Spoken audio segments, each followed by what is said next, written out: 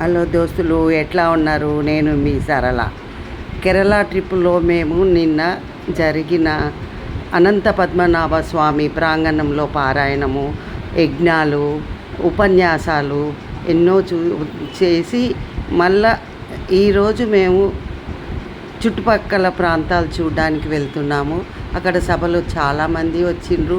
చాలా మంచిగా అనిపిస్తుంది అక్కడ. అంటే ఒక ప్రపంచంలోకి పోయినట్టుగా ఉంటుంది. చాలా అంటే చాలా బాగుంటుంది.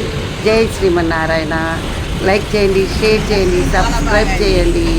తిరువనంతపురం అనంత పద్మనాభ స్వామి దర్శనం మంచిగా అయింది. జై శ్రీ పద్మనాభ స్వామి. పద్మనాభ స్వామి దర్శనము 3 సార్లు విష్ణు సహస్రనామం పారాయణం చేసే భాగ్యం మాకు దొరికింది. అక్కడ స్పెషల్ దర్శనం ఇప్పించింది రాయ్ గారు. జై శ్రీమన్నారాయణ.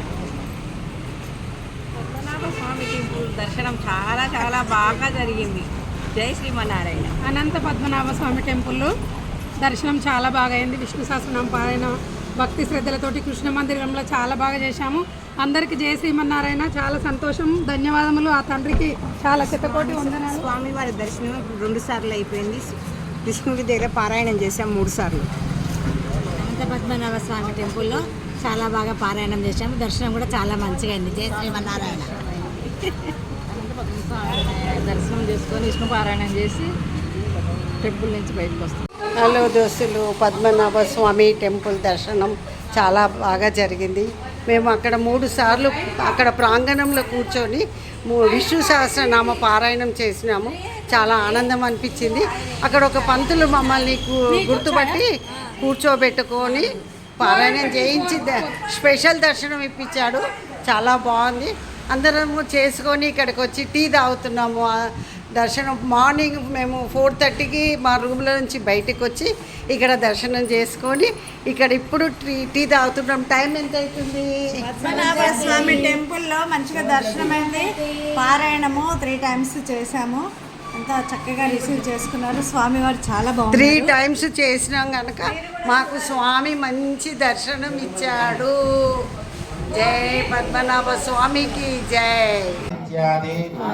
నవగ్రహ శ్రీ మహావిష్ణు సహస్రనామ శ్రీ మహాలక్ష్మి అష్టోత్తర శతనామావళి హవనం అహం కరిష్యే. కంకణాన్ని ఎడమ చేతిలోకి తీసుకోండి. ఆ అక్షంతలో పూలు ఉంటే మీకు ఎదురుగా ఆ ఓమగుండ పైన ఆ గణపతిని పెట్టారు కదా, అక్కడ వేయండి. అక్షంతల పూలు ఆ గణపతి పైన వేసి ఓమాన్ని 2 చేతులతో తాకి నమస్కారం పెట్టుకోండి. ధనుర్ధరాయ విద్మహి సర్వసిద్ధి చ ధీమహి తన్నో ధరా.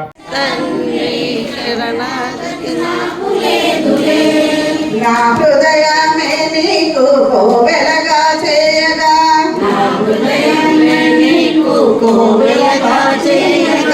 నీరాను నేను కాదులే కన్నయ్య, అంత శ్రద్ధ నాకు లేదులే.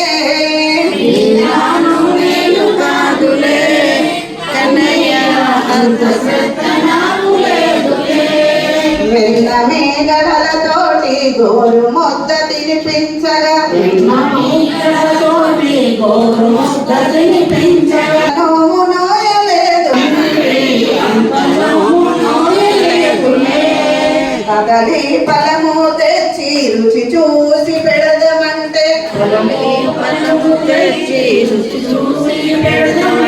శబరి మాత నేను కాదులే తండ్రి, అంత నోము నోయలేదులే. శబరి మాత నేను కాదులే తండ్రి, అంత నోము నోయలేదులే. సంసార సంద్రాన సతమతమై ఒడ్డు చేసి నన్ను బ్రోవరా, ప్రేమయనే తెడ్డు వేయరా,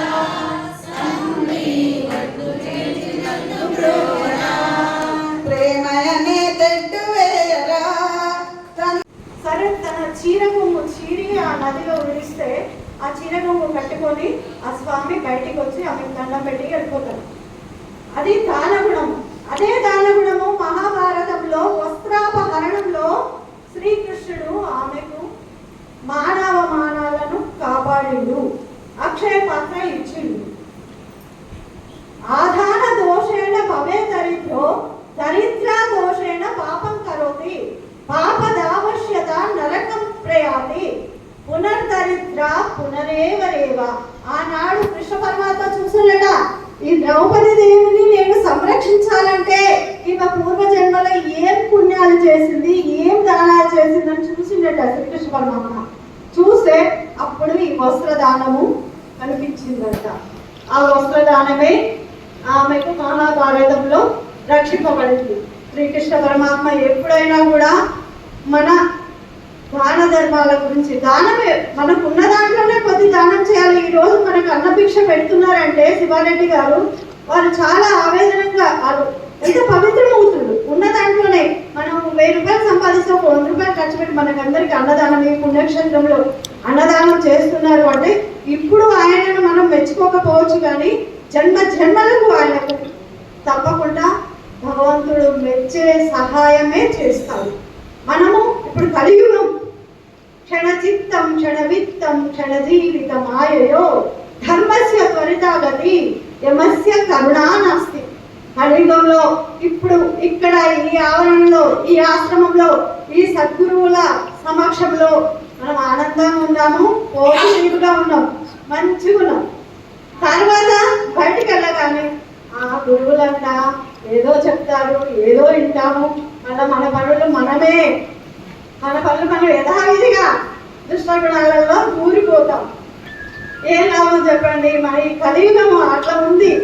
క్షణచిత్తం అనేది ఇప్పుడున్న మంచి గుణము లేకుండదు, ఇప్పుడున్న ఈ శరీరం లేకుండదు. కానీ మనం ఇచ్చింది తీసుకొచ్చింది మాత్రము ఎంత వాడబడేసి ఇలా పడేసిపోతాం. అది ఏం లాభం చెప్పండి? అది ఎంత అంటే అంత పవిత్రంగా ఉంచాలి మనం ఉన్న ప్లేసులు కూడా ఆ విధంగా.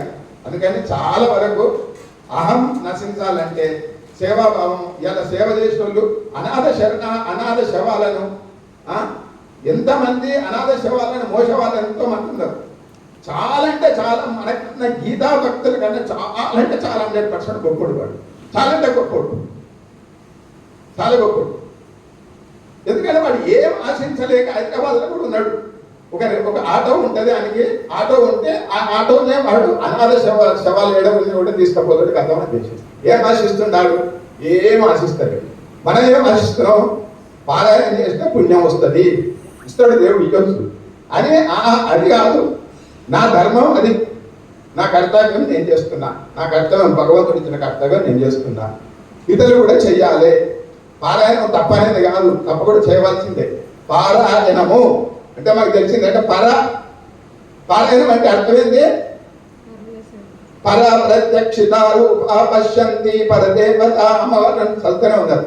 పర అంటే అమ్మగారు, ఆయనం అంటే నడక, పారాయణం అంటే అమ్మగారి నడక అన్నమాట.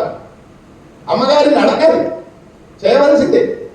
అని ఎన్ని రోజులు నడవాలి? ఒక దగ్గర కూర్చోవాలి కదా, ఒక స్థానానికి రావాలి కదా. మనం ఇక్కడ రావాలి నడుచుకుంటూ వచ్చేసినాం. మళ్ళీ నీ స్వస్థానానికి అయితే మళ్ళీ మనం పోతాం కదా. అదే కాదు, గమ్యం అనేది ఉండాలి. గమ్యం లేదు, మన గమ్యం లేదు. మన గమ్యం నిజంగా నాకు తెలియదు, మీ గమ్యం ఉండొచ్చు, కానీ నేను చూసిన వరకు మన గమ్యం లేదు. అడ్రస్ లేని ఆటోలాగా తిరుగుతా ఉన్నాం. నేను ఇన్ని రోజులు చేసినా, అన్ని రోజులు చేసినా, ఇన్ని రోజులు చేసినా, ఇదే నేను అన్నదే ఉంది. అంతకని లేదు. నేను ఒకటే, అందరూ కూడా అమ్మగారు స్వరూపులే. అందరు చేసినా కూడా అదే పారాయణం చేస్తున్నారు, సేవ చేస్తున్నారు. మాకన్నా మీరు ఎక్కువ చేసినారు అంటే చాలా సంతోషం. చాలా బాగా చేస్తున్నామా మీరు, చాలా గొప్పవాళ్ళు అంటే ఎంత సౌహృదం ఉంటే ఆ మాట అదే ఆ మాట రావాలి. నాకు చాలా గొప్పలమ్మా, చాలా చాలా బాగా చేసారు, చాలా సేవ చేసారు, మీరు ఇట్లా చేసారట అట్లా చేసారట మీ సేవ అని చెప్తే ఎంత సౌహృదం ఉంటే కాదు వాళ్ళకంటే నేను ఎక్కువ చేసిన అంటే అదే అహంకారం. అందుకని మనలో ఇంత ఈడి దాకా వచ్చినా కూడా, ఇవన్నీ కార్యక్రమాలు చేసినా కూడా ఇందులో కూడా అహం అనేది, నేను అనేది కొంత మనకు మన నిపుల మీద ఏది నిర్ణయిస్తే ఎట్లా కరగాలం అట్లా కొంత కరిగిపోవాలి. ఒకటేసారి కరగదు, మాయ అనేకమైంది ఉంది. అది గురించి అహం అనేది పోవాలి. అహం అనేది నేను అవన్నిటి కారణం, ఇదన్నిటి కారణం నేను. ఆ నేను పోతే లేనే లేదు, నేను పోతే ఉండడే ఉండడు. నేననేవాడు ఈ దేహాన్ని చూసుకొని నేను నేను నేను అని అంటున్నాను. దేహం నువ్వు కాదు అని శాస్త్రాలు చెప్తుంది, వేదాలు చెప్తున్నాను, పరిశోధన చేస్తున్నాను. నేనంటే నేను అంటున్నాను. దేహమే నేనని నేను అంటున్నాను. అది గురించే దేహం నేను కాదు, ఆత్మను నేను అనే భావనతోనే ఈ దేహం చేసే పని అంతా ఇది ఒక యాక్షన్, ఒక పాత్రదారుడు చేస్తుంటూ నేను చేస్తలేను. ఇది భగవంతుడు ఇచ్చిన పాత్రదారుడికి ఈ యొక్క వేదిక మీద నటించే పాత్రదారుడు నేను చేస్తలేనే భావనతో ఏ పని చేసినా కూడా అహంకారం అని ఉండదు. అది మా గురుదేవులు చెప్పిన మాట. 2 విషయాలు నేను చెప్పిన ఈ సదావకాశాన్ని ఇచ్చిన పెద్దలకు నమస్కరిస్తూ హరి ఓం.